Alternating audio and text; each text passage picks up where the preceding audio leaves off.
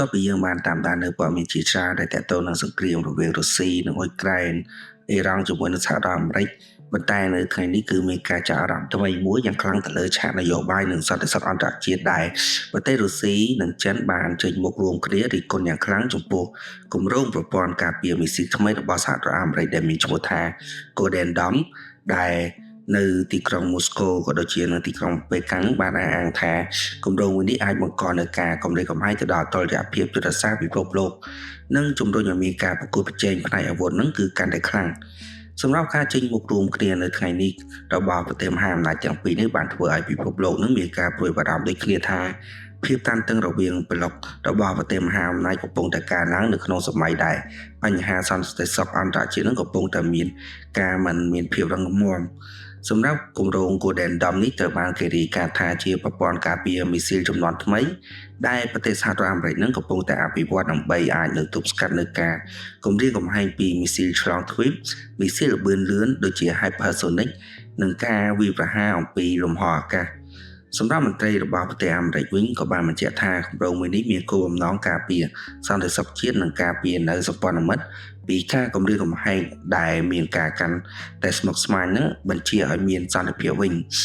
សម្រាប់ប្រទេសរុស្ស៊ីនិងចិនក៏បានចាត់ទុកថាគម្រោងមួយនេះជាជំហានដែលអាចបំផ្លាញនៅតុល្យភាពនុយក្លេអ៊ែរនិងធ្វើឲ្យមានការប្រកួតប្រជែងនៅអាវុធបែបសម័យថ្មីសម្រាប់មន្ត្រីការបរទេសរុស្ស៊ីបានអះអាងបន្ថែមថាប្រព័ន្ធការពារមីស៊ីលបែបនេះអាចធ្វើឲ្យប្រទេសសហរដ្ឋអាមេរិកនឹងគឺមានទំនុកចិត្តថាខ្លួនអាចការពារខ្លួនឯងនឹងពីការវាយប្រហារតបតវិញហើយអាចបង្កើននូវហានិភ័យនៃការប្រឈមមុខយោធានៅក្នុងសេចក្តីថ្លែងការណ៍រួមរបស់មន្ត្រីចិននិងរុស្ស៊ីនឹងក៏បានប្រមានថាគម្រោង Golden Dome នេះអាចបង្កឲ្យមានការបំពានទៅលើស្ថិរភាពយុទ្ធសាស្ត្រអន្តរជាតិដែលត្រូវបានរក្សាទុកអស់រយៈពេលជាច្រើនទសវត្សរ៍ហើយពួកគេក៏បានអំពាវនាវឲ្យប្រទេសសហរដ្ឋអាមេរិកនឹងបញ្ឈប់នៅការអភិវឌ្ឍប្រព័ន្ធមួយនេះដែលអាចបង្កនៅការគំរាមកំហែងទៅដល់សន្តិសុខរបស់ប្រទេសដទៃដូចគ្នាសម្រាប់អ្នកវិភាគនយោបាយវិញក៏ដូចជាអ្នកវិភាគយោធាក៏បានលើកឡើងថាប្រព័ន្ធការពារមីស៊ីលគឺជាផ្នែកមួយសំខាន់នៃការប្រកួតប្រជែងនៅអំណាចរវាងប្រទេសមហាអំណាច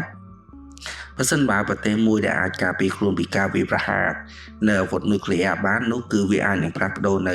តុល្យភាពនៃការទប់ស្កាត់យុទ្ធសាស្ត្រដែលជាគោលការណ៍សំខាន់នៅក្នុងការរក្សានៅសន្តិភាពរវាងប្រទេសមហាអំណាចនុយក្លេអ៊ែរសម្រាប់អ្នកជំនាញក៏បានពមៀនបន្ថែមថាការរិះគន់រួមគ្នារបស់រុស្ស៊ីនិងចិននឹងក៏បានបង្ហាញអំពីការជិតស្និទ្ធផ្នែកនៅយុទ្ធសាស្ត្ររវាងប្រទេសទាំងពីរនៅក្នុងរយៈពេលប្រមាណឆ្នាំចុងក្រោយនេះហើយទីក្រុងមូស្កូនិងប៉េកាំងក៏បានបង្កើននៅកិច្ចសហប្រតិបត្តិការផ្នែកយោធាហើយសេដ្ឋកិច្ចនិងការទូតដើម្បីប្រឈមមុខនឹងឥទ្ធិពលរបស់លោកខាងលិចនៅក្នុងបរិបទសង្គ្រាមនៅអ៊ុយក្រែនវិញនិងភាពតានតឹងនៅតំបន់តៃវ៉ាន់ក៏ដូចជាការប្រកាសអំពី Golden Dome នេះត្រូវបានគេមើលឃើញថាជាផ្នែកមួយនៃយុទ្ធសាស្ត្ររបស់សហរដ្ឋអាមេរិកក្នុងការពង្រឹងនៅសមត្ថភាពការពាររបស់ខ្លួននិងសម្ព័ន្ធមិត្តសម្រាប់មន្ត្រីរបស់ប្រទេសសហរដ្ឋអាមេរិកវិញក៏បានបដិសេធនៅការរិះគន់ពីរុស្ស៊ីនិងចិនដែលអះអាងថាប្រព័ន្ធមួយនេះគឺសម្រាប់តែការពារតែប៉ុណ្ណោះមិនមែនសម្រាប់ការវាយប្រហារឡើយហើយពួកគេក៏បានបញ្ជាក់យ៉ាងច្បាស់ថាពិភពលោកកំពុងតែប្រឈមមុខនឹងការគំរាមកំហែងថ្មីៗដូចជាមីស៊ីល Hypersonic និងបច្ចេកវិទ្យាយោធាទំនើបដែលទាមទារឲ្យមានប្រព័ន្ធការពារថ្មីនឹងដើម្បីទប់ស្កាត់សម្រាប់អ្នកវិភាគនយោបាយក៏បានលើកឡើងបន្ថែមថាការប្រកួតប្រជែងទៅលើប្រព័ន្ធការពារមីស៊ីលមួយនេះអាចនាំឲ្យមានការបង្កើននៅការចំណាយយោធារបស់ប្រទេសមហាអំណាចហើយប្រទេសនានាក៏អាចបន្តអភិវឌ្ឍនៅអាវុធថ្មីៗដើម្បីឆ្លើយតបទៅនឹងប្រព័ន្ធការពាររបស់គូប្រជែងដូចគ្នា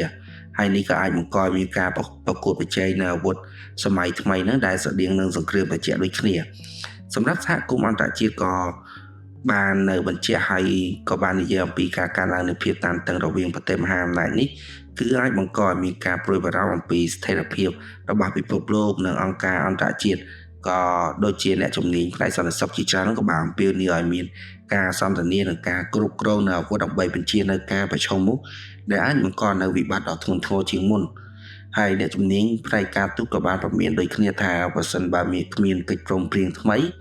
សម្រាប់ការគ្រប់គ្រងអាវុធនោះទេនឹងប្រព័ន្ធការពារមីស៊ីលមួយនោះគឺការប្រកួតប្រជែងរវាងប្រទេសមហាអំណាចអាចនឹងកាន់តែគ្រោះថ្នាក់ឡើងទៅហើយពួកគេក៏បានអំពាវនាវឲ្យមានការចរចាថ្មីស្ដីអំពីស្ថិរភាពយុទ្ធសាស្ត្រនិងការកាត់បន្ថយនៅហានិភ័យនៃអាវុធនុយក្លេអ៊ែរ នៅក្នុងពេលតែមួយគឺប្រជាជនជុំវិញពិភពលោកនឹងក៏កំពុងតែតាមដាននៅស្ថានភាពមួយនេះយ៉ាងជិតស្និទ្ធព្រោះតែមនុស្សជាច្រើននឹងមានការព្រួយបារម្ភថា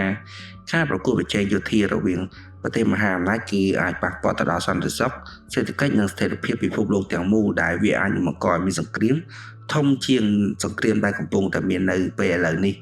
សរុបមកវិញគឺការរិះគន់រួមគ្នារវាងរុស្ស៊ីនិងចិនចំពោះគម្រោង Golden Dome របស់សហរដ្ឋអាមេរិកនេះបានបង្ហាញថាការប្រកួតប្រជែងផ្នែកសន្តិសុខនិងបច្ចេកវិទ្យាយោធារវាងមហាអំណាចកំពុងតែកើនឡើងយ៉ាងខ្លាំងខណៈដែលភាគីនីមួយៗអះអាងថាខ្លួនកំពុងតែការពារសន្តិសុខជាតិពិភពលោកនិងដែលកំពុងតែព្រួយបារម្ភថាការបង្កើននូវសមត្ថភាពយោធានិងប្រព័ន្ធការពារថ្មីៗអាចនាំឲ្យមានការប្រឈមមុខដល់គ្រោះថ្នាក់និងការប្រកួតប្រជែងនៅអាវុធបែបថ្មីមួយនេះដូច្នេះនេះគឺជាការសង្ខេបព័ត៌មានរបស់ខ្ញុំនៅថ្ងៃនេះដែលតកតងនឹងប្រទេសរុស្ស៊ីនិងប្រទេសចិនមិនពេញចិត្តចំពោះនៅប្រព័ន្ធការពារមីស៊ីថ្មីរបស់សហរដ្ឋអាមេរិកដែលមានឈ្មោះថា Golden Dome ដូច្នេះហើយយើងនឹងរងចាំបន្តទស្សនាទៀតថាការវិវត្តមួយនេះនឹងទៅជាបែបណាហើយខ្ញុំក៏អរគុណអ្នកទាំងអស់គ្នាដែលបានស្ដាប់ព័ត៌មានមួយនេះពីដើមដល់ចប់ហើយខ្ញុំក៏សូមពរឲ្យជួយចុច like និង subscribe មកកាន់ channel របស់ខ្ញុំផងដើម្បីទទួលបាននៅព័ត៌មានថ្មីៗក៏ដូចជាការលើកទឹកចិត្តរបស់មកដល់ខ្ញុំក្នុងការសង្ខេបព័ត៌មានយកមកចែកជូនអ្នកទាំងអស់គ្នាដូច្នេះខ្ញុំសូមអរគុណអ្នកទាំងអស់គ្នាម្ដងទៀតនិងសូមជម្រាបលា